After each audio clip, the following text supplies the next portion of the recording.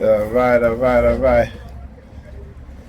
So I want you guys to see again how they will mask their targeting, right?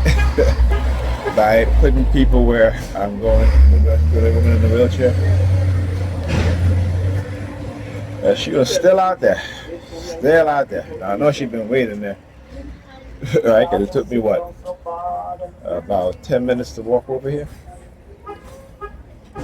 Went into the grocery shop, spent about 15, 20 minutes in there. She's still out there. Oh, look, the government plates. Look at that. No, you're in the army. Look at that. Look, they should put out all the stops. They're putting out all the stops today. The homeless team also in the corrective persuasion program in the homeless team. All right, this is what they do.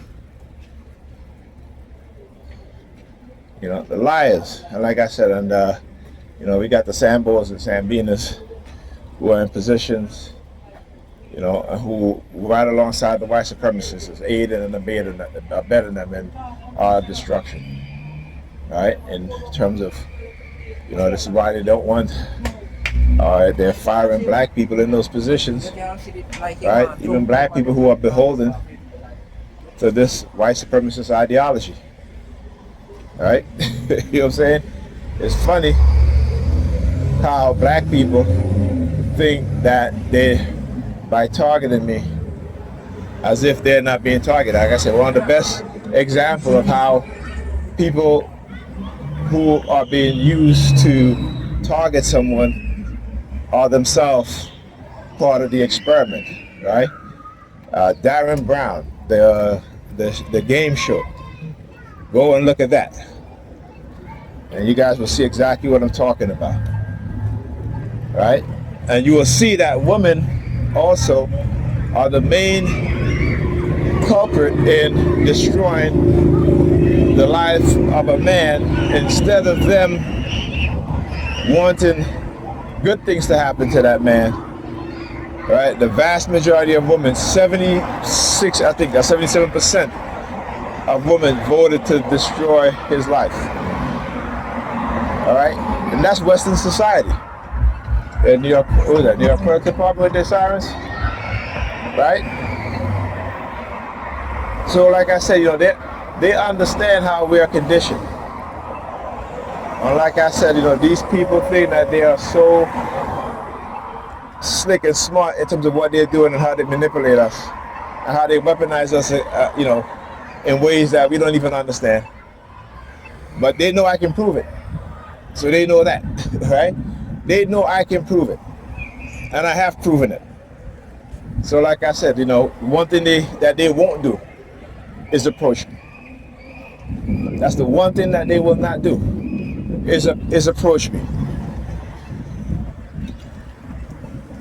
Why? That's why you see the New York Police Department when they start targeting me heavily, and I start recording them, because they do it to try to instill fear. Texas plate. They do it to try to instill fear. But that shit not working no more.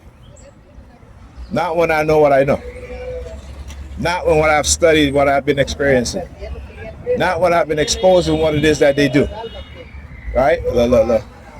Of course it's green. Look, sticking his finger in the little thing in his nose. Right? Yeah. You know, trying to take away my disability. That's all. That's all the Corrective Persuasion program. That's what they do in the Corrective Persuasion program. And look, they got the public safety over there. Why is the library, New York Brooklyn Library has a, oh, that must be the guard, the security guard in there. Listen, right? You know, it's funny because they're trying to like, oh, we're going to take everything from you. Well, guess what? The same thing is going to happen to them. The dumbasses don't even understand that. The dumbasses don't even understand that. Okay? Like I said, go look up Project 2020. All right, go watch the Diary of a Millionaire CEO, in which you have the founder of Bridgewater Capital, a billionaire, talking about the mass unemployment that's coming their way. The mass unemployment. right? The mass unemployment coming their way. So, like I said, you know, they think they're gonna have me worried or sweat. No, no, no. You don't. No, that's not gonna happen. Because I know coming on the pipeline very soon that the majority of the people who are targeting me, right, as a matter of fact, society, and particularly the Negropeans, will be out of a job. They too will be on a universal income. The New York Fecal Department, see? Tell y'all. All right, they too will be on a universal income. They too will be denied their basic income if they don't do what these psychopaths and sociopaths within law enforcement across America, the federal government, if they protest in any way, guess what? They'll be cut off. If they speak ill of the government, they will be cut off. So Negropeans can do what they do. Like I said, I'm not worried. Like I'll always say, you know, she always says, she's like, Nigel, don't even worry about these motherfuckers because, you know, they too will be targeted and they too will be chipped. If you don't understand the mindset of these people, right?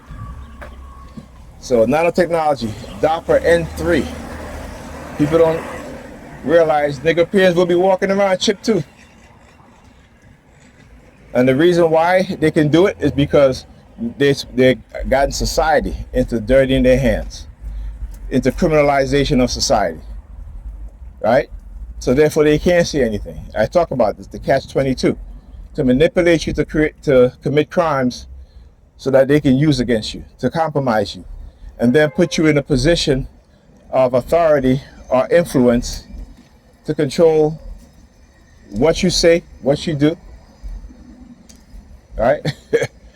But Negropeans don't want to listen, right? Because their God ain't gonna be able to protect them from what's coming on the pipeline.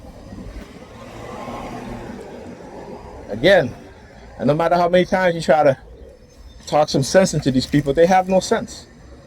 They have no common sense. That's the one thing they've taken away from us as a people, is our common sense. You always talk about our God-given this and our God-given that. Yeah, you know who your God is? Your God is the billionaires and the millionaires. The God is the one that's controlling your resources, every aspect of your life, right? So imagine if they can, they know that they can turn a whole society against a group of people. They did it in Germany, right? You guys have to understand who is the people that are running the show. These are die-hard criminals, you know. Whitney Webb book, One Nation on the Blackmail, the Jeffrey Epstein story. She laid out like a number 32, 322, and I forgot. Couldn't see the rest of it. But she laid out, and you can go research it yourself. Right? A lot of these billionaires became billionaires because of the government. The government implementing, and they working for the government, leave the government, and then started their own private corporation, but they were still in bed with the government, right? But anyhow, like I said, that fear shit don't work in me. They can take my disability, that's fine. Ain't nothing I can do about that. But that's not going to stop me from exposing what it is that they're doing, right?